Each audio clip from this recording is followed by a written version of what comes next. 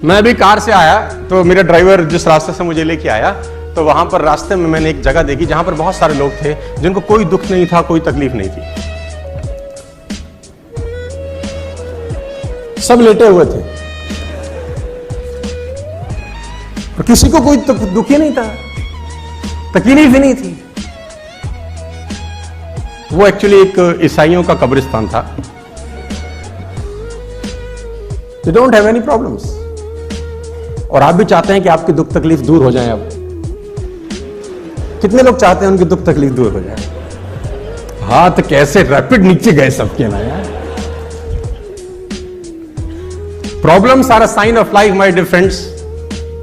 Problems are the sign of life. जब तक हम जिंदा रहेंगे तब तक समस्या रहेगी। जिस दिन समस्या खत्म हो गई समझ लो जिंदगी खत्म हो गई। और जब आपकी जिंदगी में कोई समस्या ना हो ना तो घुटनों के बल बैठ जाना और ऊपर देख के बोलना भरोसा खत्म हो गया क्या? अगर नहीं तो समस्या भेज, निपट लूंगा, चिंता मत कर।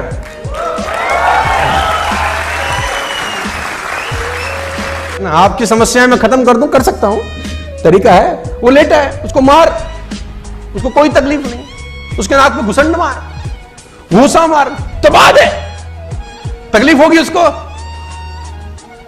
वो लेटा है, कह रहा तू करे जा। तकलीफ हो गई उसी को जिसकी जिंदगी में कुछ ना कुछ चल रहा है। ट्रेनिंग का बहुत जरूरत है सर, बहुत ज्यादा जरूरत है।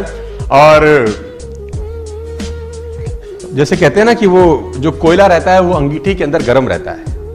कोयला अंगीठी में गर्म रहता है, जैसे अंगीठी से बाहर निकलेगा ठंडा हो जाएगा। ऐसा समझो कि बहुत सर्दी पड़ रहा है, कहीं बहुत सर्दी पड़ रहा है और आप किसी रूम में हो, बाहर है -12 डिग्री, -14 डिग्री, -15 डिग्री टेम्परेचर, अंदर अलाव जल रहा है। अलाव समझते हैं आप लोग? आग जल रही है, बॉन फायर जला रखा है आपने, उसमें लकड़ी डाल रखी है अंदर और -15 डिग्री बाहर है। आप अलाव के पास बैठे हैं, आपको सर्दी लगेगी कि नहीं लगेगी? नहीं लगेगी ना। जैसे जैसे अलाव से दूर होते जाएंगे सर्दी लगना महसूस होता जाएगा कि नहीं होता जाएगा? बाहर जितना भी टेम्परेचर है, अगर आप अलाव के पास हैं तो बाहर का टेम्परेचर आपका बाल भी बांका नहीं करता। क्या मैं ठीक हूं? तो ये अलाव ही है, ये ट्रेनिंग कि इसमें रहेंगे, बाहर का टेम्परेचर कुछ भी हो, तकलीफ कुछ भी हो, आपका कुछ नहीं उखाड़ता फिर वो। और सीखना जरूरी है क्योंकि बाहर बहुत सारे सवाल होंगे आपसे। जब तक आपको पता नहीं होगा जवाब क्या देना, आपको बहुत तकलीफ आएगी। वो एक बहुत पुरानी सी कहानी है कि एक आदमी ना आंख चेक कराने चला गया। बहुत जगह सुनाया मैंने। आंख चेक कराने गया तो वेटिंग थी, तो सोफे पे बैठ गया। जो ऑप्टोमेट्रिस्ट है वो किसी आदमी की आंख चेक कर रहा था। तो उनके पास एक चश्मा सा रहता है ना, जो खाली रहता है अंदर। तो उसने उस आदमी को चश्मा लगाया और उसमें एक शीशा डाला। अब दिख रहा है तुझे? तो बोला ना। तो उसने बोला शीशा निकाल के दूसरा डाला। बोला अब तुझको दिखता है? तो बोला नहीं, थोड़ा थोड़ा दिखना शुरू हो गया। अब ये बाहर बैठ के ऑब्जर्व कर रहा है उसको। फिर उसने तीसरा डाला। बोला अब, कह रहा अब थोड़ा सा साफ हुआ है। फिर उसने चौथा शीशा डाला। बोला हाँ अब मुझे बिल्कुल दिखाई दे। तो उसने पर्ची बनाई कि बाहर चश्मा बना दिया। अब ये गया, अब इसका नंबर था, ये तो देख रहा था बहुत देर से। अब उसको भी वो चश्मा लगाया जिसमें 2 छेद थे। पहला शीशा डाला तो तुझे दिख रहा है? बोले नहीं।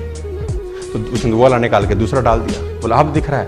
बोला अभी भी नहीं। उसने फिर तीसरा डाला। बोला अब? बोला अभी भी। चौथा नहीं, पांचवा नहीं, छठा नहीं, सातवां नहीं, आठवां, जितनी ट्रे थी सारे डाल डाली। अब कह रहे नहीं। तो जो चेक कर रहा था उसने बोला नहीं पढ़ा जा रहा? कह रहा नहीं। बोला पढ़े भी हो? तो बोला नहीं, इसलिए तो पढ़ा नहीं जा रहा। तो बोला यहां क्या करने आए हो? तो बोला हमको लगा चश्मा लगाने से दिखता है। उसको बोला चश्मा लगाने से दिखेगा तभी जब पढ़ाई अंदर पहले से होगी, अंदर से होगी तभी दिखाई देगा। अंदर से होगी ही नहीं तो दिखाई। मैं चाइनीज लैंग्वेज लिख दूं यहां, चाइनीज, कुछ चाइनीज ची चू चा चा चू है, ऐसा कुछ लिख दूं तो तुम पढ़ पाओगे क्या? जबकि तुमको दिखता भी है, परफेक्ट नजर आता है। चाइनीज लैंग्वेज पढ़ पाएंगे? अरबी लैंग्वेज यानी पढ़ भी वही पाएंगे जो ज्ञान पहले अंदर होगा ना। जो होगा ही नहीं उसको भी नहीं पढ़ा जा सकता। बाहर बहुत सारे सवालों के जवाब तुम्हारा इंतजार कर रहे हैं, लोग तोपे लेके खड़े हैं बाहर और चट्टी में बम लगाने वाले हैं तुम्हारी।